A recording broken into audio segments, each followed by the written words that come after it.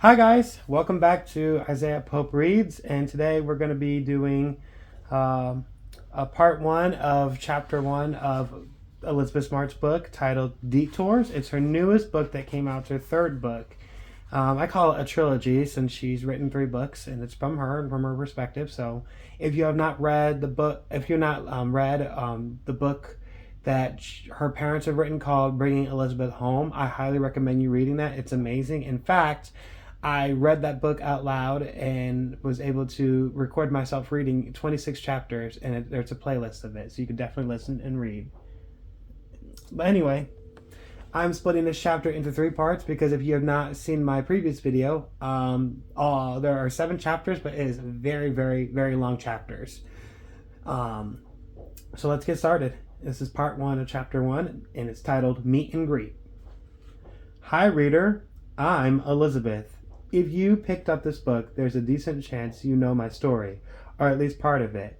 Already, perhaps you kept an eye on my abduction case in real time or watched an episode about it on a true crime podcast. You might have read my other books or heard me speak at a charity event or conference. Remember, she wrote 2 books. Or maybe the name Elizabeth Smart means nothing to you. Maybe you just picked up a book with a catchy title and a random blonde lady on the cover and thought, sure, why not? Regardless of what description fits you best, I am glad you are here. I hope this book is as helpful to you as writing it has been for me. For those of you who don't know me, allow me to quickly introduce myself.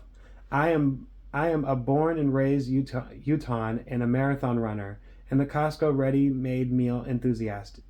I grew up in the shadow of a mountain, my childhood home sitting in a neighborhood just beneath the edge of the Wasatch Range. In college, I was a harp performance major. I am a daughter, a sister, a wife, and a mother of 3. I love skiing, horses, and vacations to the beach. On June 5th, 2002, I was kidnapped by Brian David Mitchell and Wanda Barzee. The couple tortured, starved, and sexually abused me for 9 months until I was rescued in the spring of 2003. It was one of the most notorious and widely televised child abduction cases in U.S. history. When I arrived home, everyone in the country seemed to know who I was. It was surreal and a bit mortifying. If I'm being honest, I wasn't one of those kids who grew up dreaming of fame or fortune, and what I suddenly had, if not quite fame, was a bit too close to it for my liking. While that kind of platform and recognition is not something I'd ever wanted for myself, I tried my best to put it to good use. In the years since my rescue, I have dedicated my life to advocating for survivors of abduction, abuse, and sexual violence. I will continue to do so as long as I am able. That's me, the quick version, at least. If you want more details, I guess you'll just have to keep reading. That said, I do want to be upfront with you. If you are leafing through these pages in hopes of finding some juicy new trauma tidbit from my time in captivity, you'll likely be disappointed. If that were my goal, this book would carry far more sensational title, something designed to provoke and dramatize. But that's never been my aim. All I mean is that bombshell interviews and tell-alls aren't quite my style. If I'm writing a book, especially one that with content and subject matter so deeply personal, it has to be more than just shock value. When I put anything like this out in the world, I do it with the sincere hope that it will help someone. So, whether you are an individual who is intentional about personal growth and finding yourself at an inflection point, a person floundering in the aftermath of a major life change who doesn't know what to do next, a trauma survivor who is working to find their way back to meaning, or a family member who is watching a loved one struggle and doesn't know how to help, I wrote this book for you. I won't sit here and tell you that the detours in your life will be easy. Mine certainly hasn't been. And as you might remember, I grew up in the shadow of a mountain. I know firsthand how steep, how frightening an unmarked trail can be. I will offer you some tools to recalibrate and reorient, but the most important step on this journey, the one you already taken just by picking up this book, is choosing to get back in the driver's seat. Reclaiming the wheel of your own life, especially after a crash or an unexpected detour, is where real healing begins. It's not always easy, and the road ahead may still twist and turn, but regaining that sense of direction and agency is what allows you to chart a new course, one that's yours. And strange as it may sound, my dream is that my words will be a friend to you, a kind voice to accompany and guide you as you take steps toward healing. I hope the stories that I share here, both new and familiar, will offer something of value to you. Maybe insight, maybe comfort, maybe inspiration, maybe even catharsis. At times it will be difficult and it will often be lonely.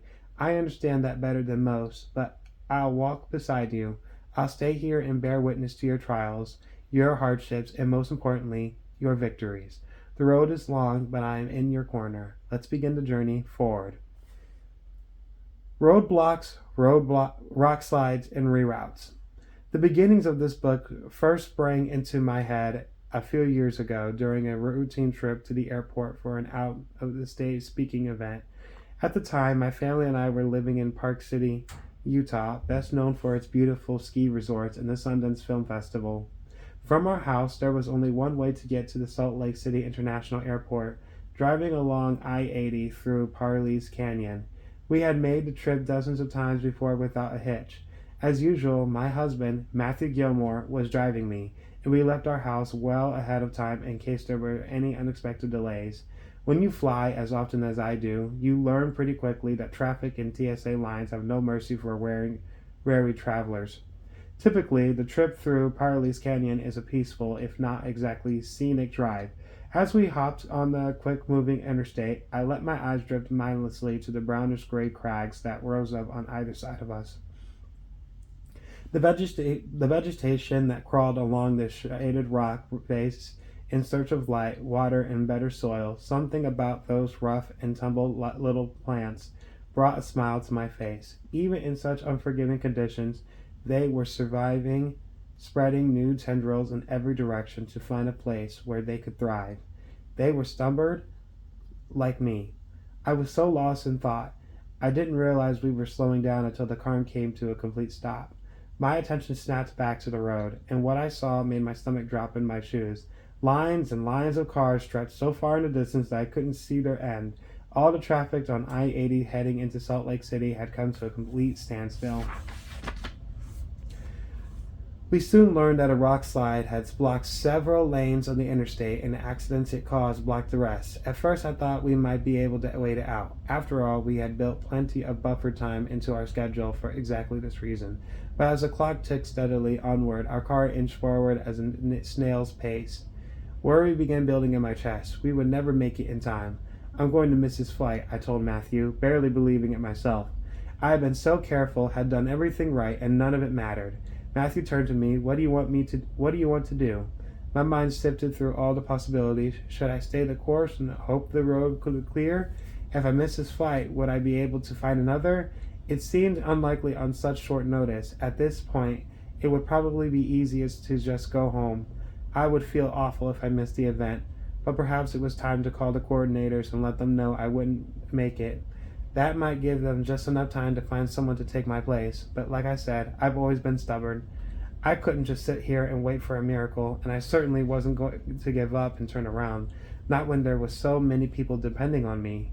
Maybe I wouldn't make it to the airport on time, but I had to try. As I took another look at our surroundings, a vague memory popped into my head, a traffic tip I've heard from friends a while back. I looked down at the clock. It was a long shot, but at this point I had nothing to lose. We should keep going, I said. We'll just have to take a detour.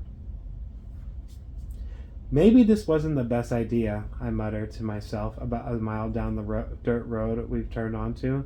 There was no GPS tracking, no cell service, barely any signage to navigate with, and not another car in sight. A few of my friends had sworn to me that this little path near Jeremy Ranch was a great shortcut to avoid holdups on I-80, but I've never had any reason or desire to test that theory.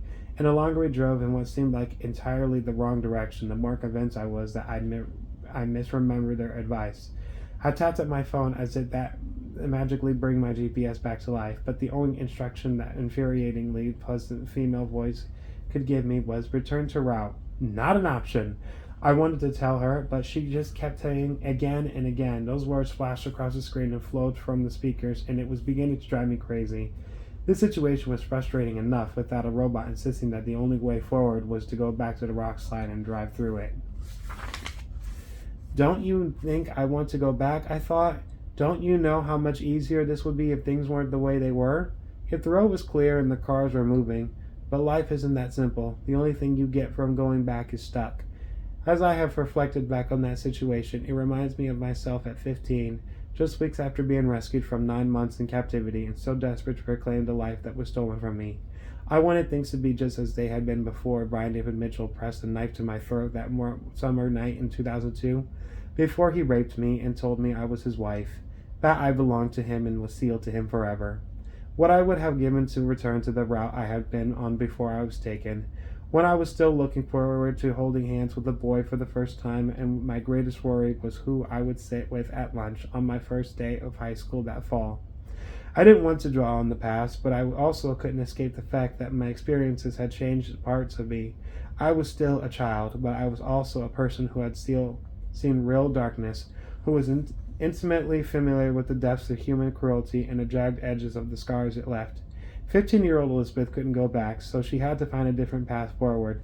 Somewhere along the way, that little girl became the woman I am today. I can't and won't say that those terrible experiences were worth where they led me. Nothing could ever be worth the price of a child's safety, innocence, and mental well-being. What I will say is that I am proud of the life I have built for myself. And while I'm not perfect, I am very happy with the choices I have made that got me here. Still driving down the dirt road, kicking up a cloud of dust in our wake, I took a moment to breathe and take in our surroundings. Above us, the skies were stunningly blue, dotted with the kind of fluffy white clouds you'd seen in a Dr. Seuss book. Unlike the sheer faces of Harley's Canyon, the mountains here rolled out in the distance with gentle slopes, lush and green, with thriving plant life. I glanced over at Matthew, focused on the road ahead, determined to get me to the airport on time. I reached across the console, gave his hand a quick squeeze. He caught my eye and smiled before returning his hand to the wheel. I leaned back in my seat. There was a decent chance we were lost, that we had missed our turn or taken the wrong exit to begin with. But wow, the view sure was stunning. Wait, Matthew said, pumping the brakes, pointing toward a left-hand turn about a football field away. Is that it? Relief flooded through my body. Let's find out. A few more miles on paved road later, our little detour sped us back out into the interstate, still in the canyon, but well past the rock slide and the traffic snarl it left in its wake. My GPS drilled to be back on course. Estimated that we were 15 minutes from the airport. It would be tight, but we could make it. Flying blind. I was breathing heavily by the time I took my seat on that plane. Having sprinted through the terminal to get to my gate before the doors closed, even for someone like me who regularly completes in marathons, that sort of stress-induced run takes its toll. But red-faced and sweaty though I might be, I had made it. In hindsight, it was strange to think how easily things could have taken a different turn. We could have done nothing and would probably still be waiting in a long line of cars baking in the afternoon sun. Or I could have told Matthew to turn around and we would have headed back home. Defeated, instead, we chose to take a risk and ride into an unknown territory, hoping against hope that we would end up where we needed to be. In the moment, it had felt like a little crazy, but really there was no other choice, not if we wanted any chance of making progress on our journey. That sentiment rings just as true for me today as it did on that plane. It's not just about drives to the airport.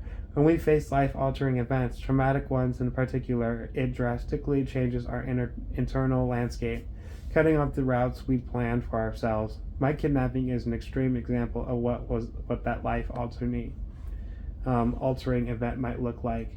But for you, it could take any numbers of forms. Perhaps you are grappling with sudden financial hardships, an unexpected pregnancy, the death of a loved one, or a chronic illness diagnosis. Some moments are such as a shock to the system that it feels impossible to come to terms with our new reality. At those times, it's all too easy to get stuck. We can freeze in place, waiting for the impossible. Things can't stay like this forever. They'll go back to the way they were eventually. They have to. Or we might torture ourselves with endless loop of what-ifs. What if I had told my brother I love him more often? What if I had gone to the doctor sooner?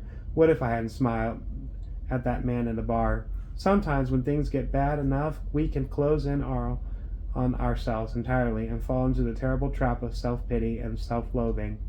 I am worthless. I am broken. Things will never get better because I am not strong enough to make them better. Negative self-talk and a preoccupation with what happened can throw you off course and become a mental block. Focusing on that fact that you are at an impasse becomes its own roadblock. Many therapists call this the cycle of rumination.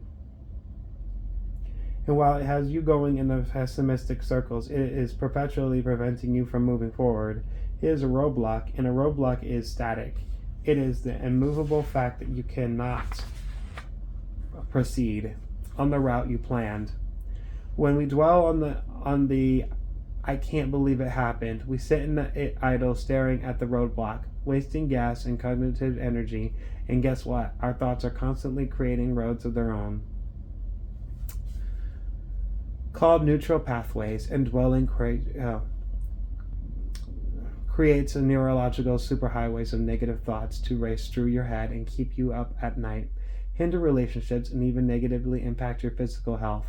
Luckily, our brains have what it's called neuroplasticity, and just like we can take a detour, our brains can reroute and break unproductive ingrained patterns. When we find ourselves in these destructive mental spaces, only one option remains.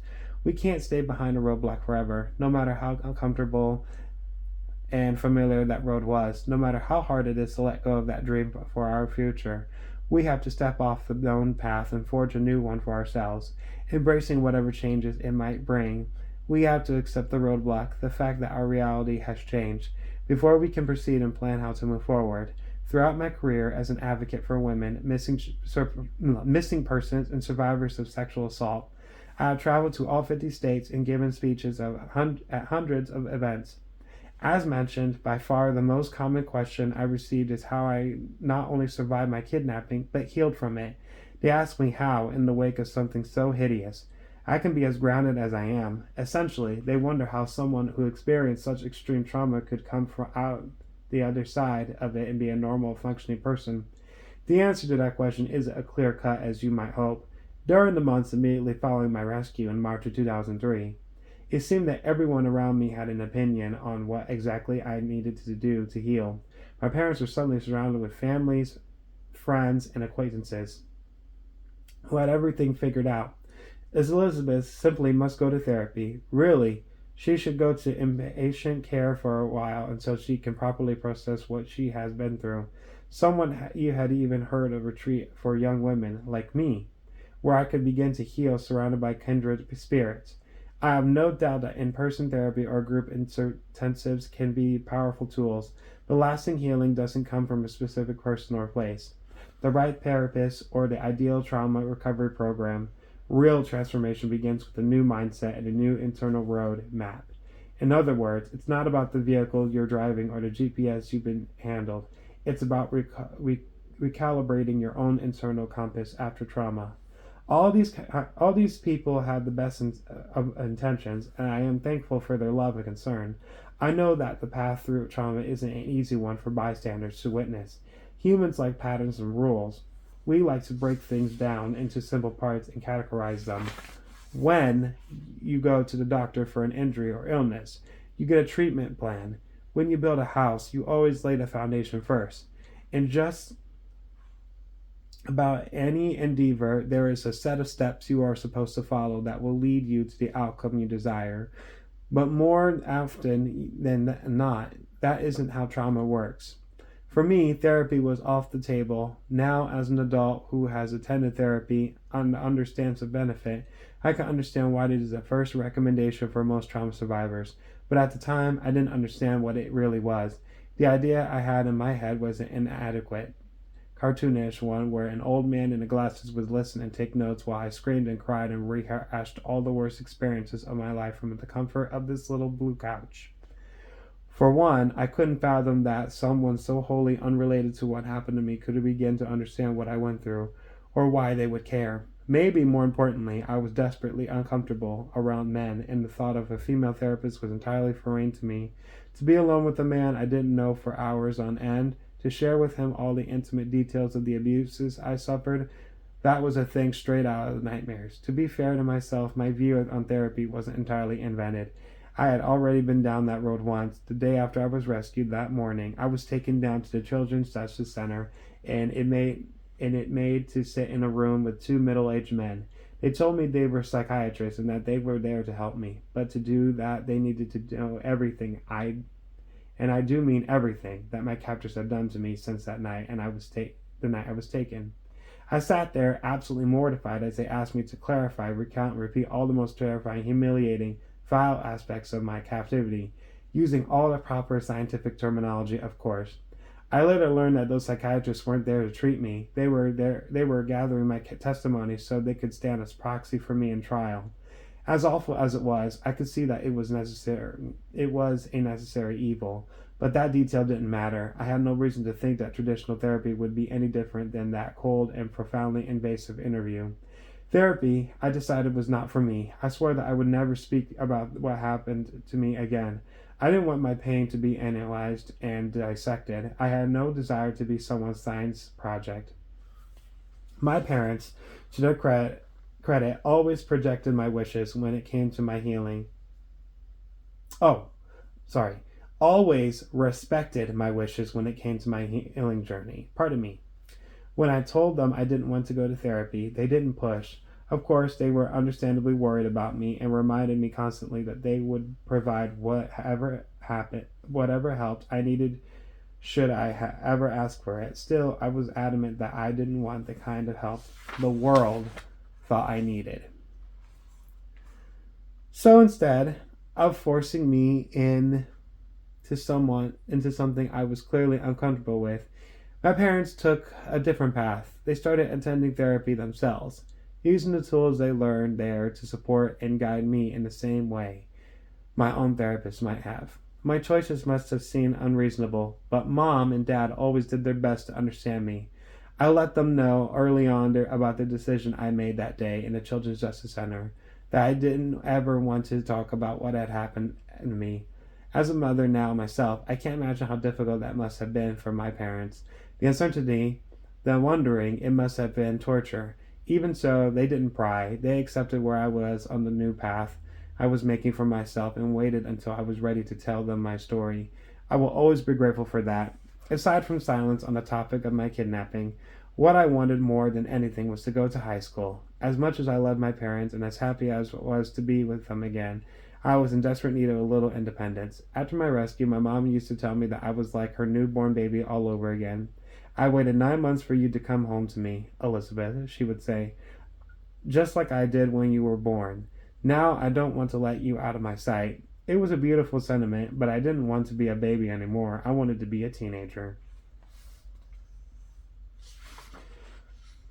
I've always been a bit of a late bloomer. I'd been painfully shy around boys in junior high, even the ones I have known my whole life. I could barely say hi to them without feeling embarrassed. 14-year-old Elizabeth felt certain that things would be different in high school. I was giddy with the thought of having a real conversation with a boy, or being asked to a school dance, having a first boyfriend and a first kiss. Then I was kidnapped, and all those dreams of those innocent firsts were ripped out of my hands. My life had been taken from me, and I wanted a chance to take it back. In many ways, the path I took back then really was the best way forward for me. Finding a sense of normalcy, avoiding traumatic memories that could too easily trap me in a spiral of fear, anger, and shame.